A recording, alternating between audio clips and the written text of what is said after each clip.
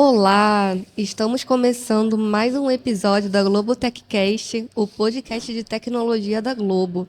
E dessa vez é especial porque estamos aqui no SG Rio, com o nosso super convidado, Vitor Cardoso, nosso palestrante. Nosso podcast é patrocinado pela comunidade Você Mais Ágil e Globotech. Eu vou começar pela minha autodescrição. Eu sou uma mulher branca com cabelo preto, aqui na altura dos ombros. Estou com um terninho e a blusa do Você Mais Ágil, uma blusa rosa com umas letras brancas aqui da Globo. E passo aqui para minha co-host Andréia se apresentar também. Obrigada, Karina. Eu sou Andréia Lame, fazendo aqui minha autodescrição. Eu estou com a camisa da comunidade, do programa Você Mais Ágil, camisa rosa, escrito em branco. Estou com um casaquinho roxo para combinar com essa camisa linda. Estou de saia longa, tenho aproximadamente 1,68 m. A minha descrição é parecida com a da Karina, então vou tentar deixar diferente. Eu tenho uma franjinha caída nos olhos, cabelo negro, metade do na metade dos ombros também, assim, mediano, lisos. E estou aqui hoje com o nosso convidado, super convidado, porque a gente já estava querendo gravar esse podcast, Vitor Cardoso, palestrante também do evento do SG Rio, e traz um tema super bacana, que eu estava doida aqui para saber mais, para falar um pouquinho mais além do que ele já apresentou para a gente. Tudo bem, Vitor? Olá, tudo bem? Eu sou Vitor Cardoso, vou fazer minha autodescrição aqui também. Eu sou um homem branco, com cabelo preto curto, uma barba baixinha, uso óculos preto e também estou com a camisa do Você Mais Ágil aqui, que está tendo no evento, uma camisa rosa, calça jeans e tênis branco. E estou muito animado de estar aqui com vocês, um momento muito especial, último dia do evento. Ainda tem muita coisa para a gente aprender por aqui. Oba! Muito bom. Agora, Vitor, o tema da sua palestra já começa com uma pergunta. Por que as pessoas não fazem o que deve ser feito, se elas sabem o que deve ser feito? E a primeira pergunta é essa: por que as pessoas não fazem, Vitor, o que elas precisam fazer? Vamos lá. É bem curioso isso, né? Porque muitas vezes a gente até sabe o que tem que ser feito, mas acaba não fazendo aquilo. E muitas vezes a gente não faz, não é nem proposital. A gente está seguindo padrões e esses padrões, às vezes, levam a gente a fazer determinadas ações que racionalmente talvez a gente não faria. E é para trazer exemplos simples aí do dia a dia de todo mundo. Quem tem filho, às vezes, trata o filho de uma forma, repetindo a forma que os pais tratou você, mas você, se for racionalizar aquilo, talvez você não faria daquela forma. Mas repete padrões porque está no nosso automático. E é bom a gente racionalizar, a gente vem trazendo vários temas aí, né? A minha palestra trouxe temas de diversidade, de autonomia, de engajamento, para a gente poder trabalhar nesses temas e entender como a gente faz isso ser diferente, não ficar nos padrões. A gente tem diversos cursos que acontecem dentro da empresa, fora da empresa, falando da importância da diversidade, falando da importância da autonomia dos times, do engajamento, só que a gente segue sempre aquele fluxo padrão. E quando a gente quebra esse fluxo padrão, a gente passa a ser diferente. E o diferente, às vezes, é estranho. Às vezes, a gente não se sente bem sendo diferente. A gente quer estar junto com todo mundo. Ser aceito, né? Ser aceito. Então, quando a gente está nessa posição diferente, talvez a gente até apanhe um pouco mais por estar sendo diferente. E aí, se você entra, por exemplo, como uma liderança, querendo fazer uma coisa diferente, ele é o inexperiente fazendo diferente. E aí, mais uma vez, você tenta seguir o padrão. Então, é muito difícil você conscientizar tudo que está acontecendo, refletir sobre os impactos que teve em você antes de você ser líder, para você poder mudar esse comportamento quando tomar ali, por exemplo, a posição de liderança e quebrar esse fluxo normal. Então é muito difícil porque todo mundo vai querer te encaixotar para seguir no fluxo padrão e você mesmo vai querer ser aceito e muitas vezes você vai se questionar. Pô, será que eu estou sendo ingênuo fazendo isso? E lá na frente eu vou entender? Ou realmente é importante isso que eu estou fazendo? Então é bem complexo. Então, as pessoas acabam fazendo pelo automático, respondendo ali a pergunta da Karina, porque você fazer o conscientizado ali, talvez você saia do padrão de todo mundo. Né? Não, e eu tenho até um relato sobre isso, tá? Relato pessoal, acho que eu nunca falei. Eu sempre foquei muito em comunicação não violenta, muito antes de se falar sobre isso, né? Eu me preocupava muito da forma que eu ia falar, me comunicar com as pessoas. Mas a gente, num passado bem próximo, a gente não falava muito sobre esse tema e parecia que o certo para o mercado era você ser uma pessoa mais incisiva, uma pessoa mais grosseira, senão você era tido como permissivo, como uma pessoa ali que... o boazinha, né? O bonzinho, que não é bem visto.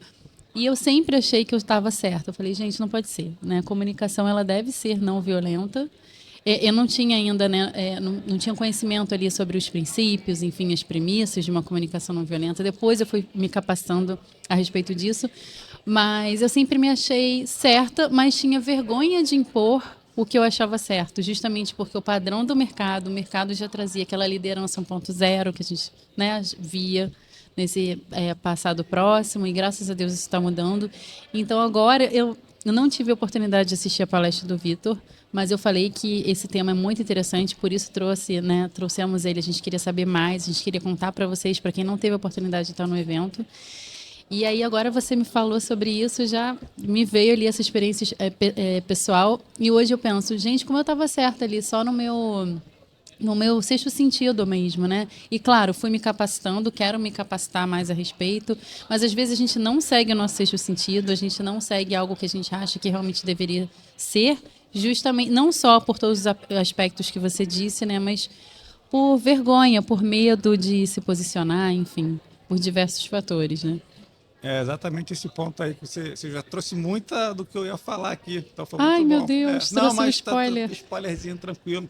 Mas, por exemplo, esse caso que você citou do embate, no início da minha jornada, um líder meu falou, Vitor, você tem que ir para mais o confronto ali. Você não pode ficar sendo mais na sua. Exatamente. Então eu recebi o feedback de ter que ir para o confronto. Só que eu nunca fui uma pessoa de confronto. Então, ir para o confronto, para mim, era extremamente desconfortável. Isso que eu senti. E eu não sabia fazer o confronto. E foi curioso que depois de 6 meses, esse mesmo gestor me chamou e falou, Vitor, você não precisa ir para o confronto. Eu vi que você consegue resolver as coisas sem confronto. Então, foi muito bom ter o feedback dele posterior, entendendo que eu não precisava ter conflito. Eu consigo resolver isso de formas diferentes, com condução, entendendo, e principalmente com relacionamento entre as pessoas. E isso vem muito com o que você estava falando, que são os nossos propósitos.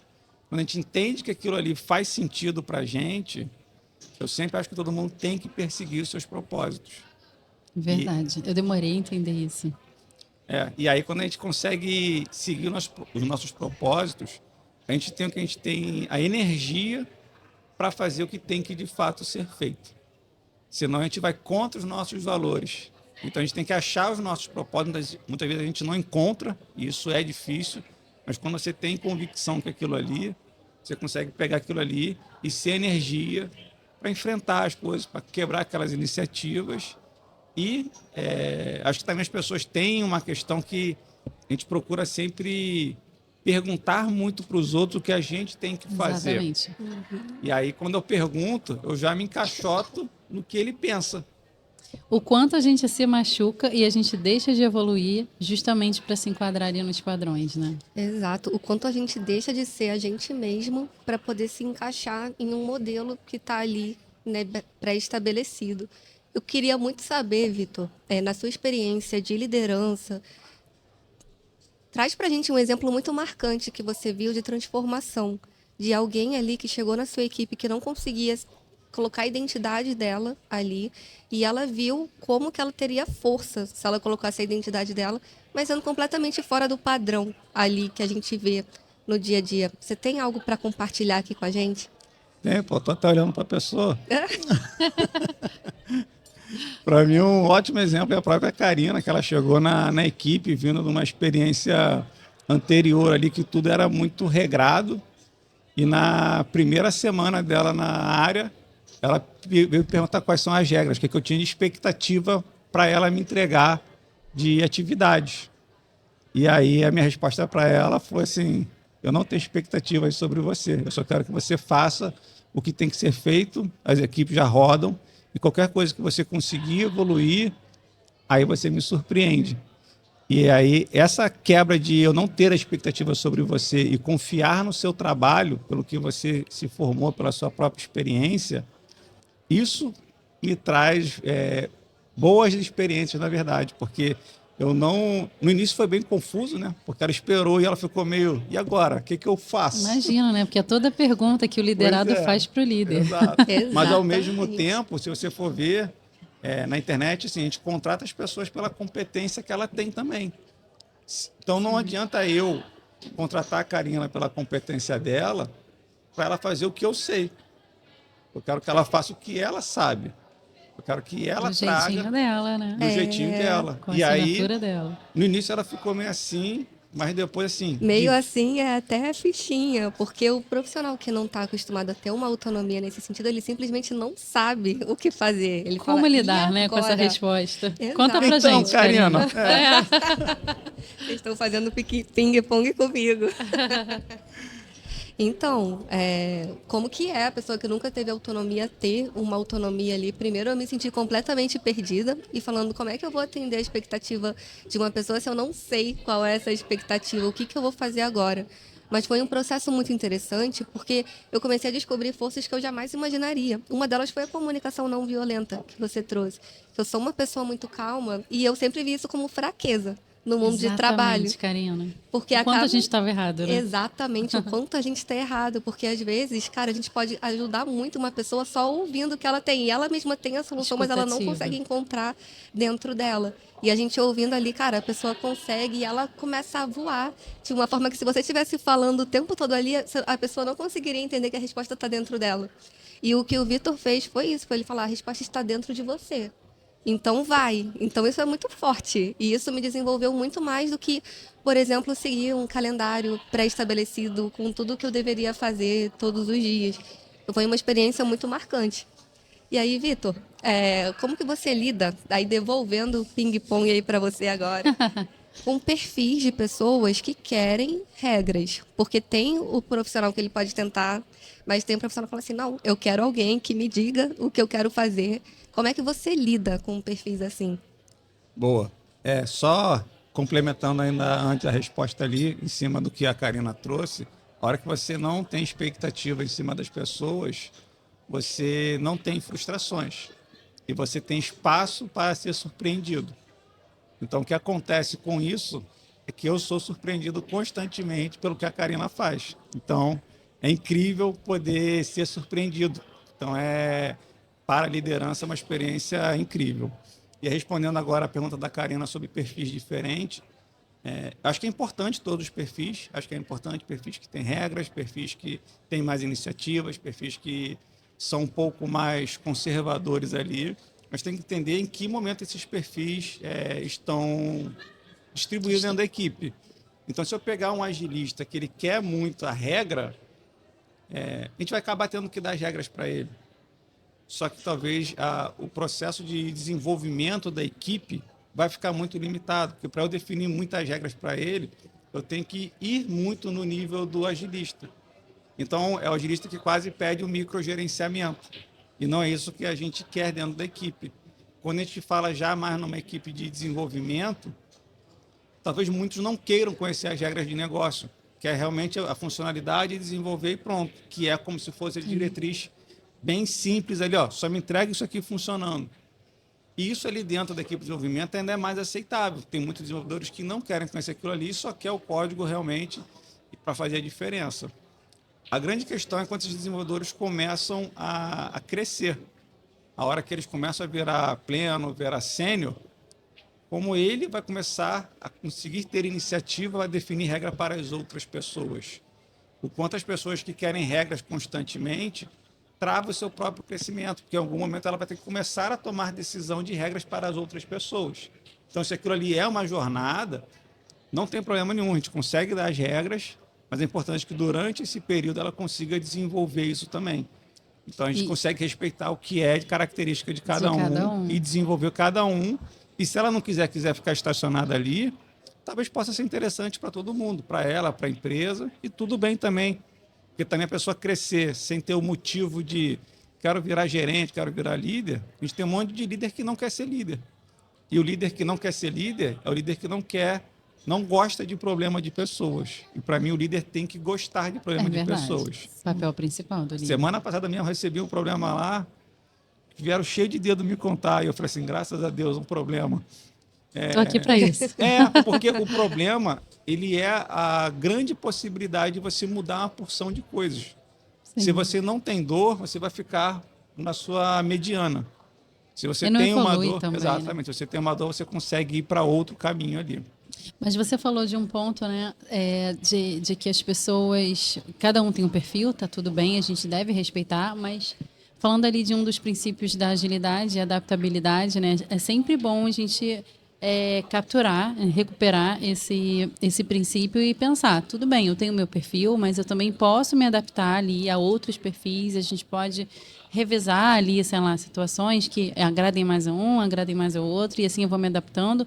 Qual o melhor contexto pro time, no geral, né? Porque pode ser que eu tenha um perfil menos falante, mas o meu time é super falante. Como é que a gente, né, se adapta ali àquela situação? Talvez isso até me force a sair, me tirar da zona de conforto. Então, a gente também... É bem importante a gente fazer sempre uma autoavaliação, né? Tudo bem, eu acho legal que meu perfil seja respeitado, mas eu também posso melhorar, também posso evoluir, posso me jogar ali para novos desafios, né? Bem bacana isso. Tem um ponto aí, quando a gente fala, tem o perfil e tem algumas características. Uma característica para mim que é fundamental do meu time, independente do perfil da pessoa, ela tem que ser colaborativa. Tem muita gente que gosta de trabalhar sozinho. E tudo bem, tem mercado para as pessoas que querem trabalhar sozinho. Então, não tem nada contra quem quer trabalhar sozinho. O perfil que a gente busca hoje na minha área é um perfil de cocriação, que todo mundo tem que colaborar, todo mundo tem que ser ouvido. Então, assim, do estagiário ao sênior, ao especialista, todo mundo tem o mesmo peso de voz. Então, o estagiário vai lá, questiona quem é terceiro, quem é próprio, assim, não tem qualquer tipo de distinção. Mas o princípio tem que colaborar. E quando a pessoa entra ali, muitas vezes na entrevista o pessoal fala que é colaborativo, parará, e aí quando entra não é. Na prática é mais difícil. É mais difícil, só que acontece assim, a autosseleção. Ele não vai se sentir bem dentro do ambiente que não permite ele ser individualista. Ele vai altamente se excluir e isso vai fazer ele se movimentar também. Então, são coisas que acontecem...